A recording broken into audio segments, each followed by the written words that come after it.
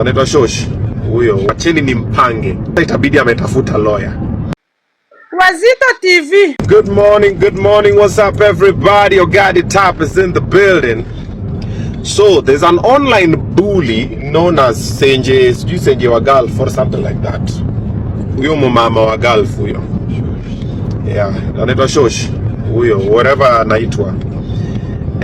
So this person anafanyanga content fulani hapo yenye kazi yake ni kusema uongo juu ya watu, kuharibia watu jina na brand, and she thrives in it and she thinks she's untouchable.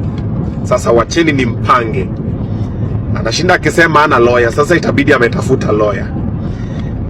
If there's anybody who has information about where she is, what she does, ako country gani na anafanya nini na ako na namba yake na ako na jina zake kamili, itumie kwa DM, nitakulipa.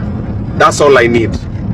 Itumie kwa DM, nitakulipa pesa nzuri. I need information about her, where she is, what her name is and what she does. Najua ni house manager mahali. Yeah, sijui tu ni Gulf wapi, juu Gulf ni kubwa.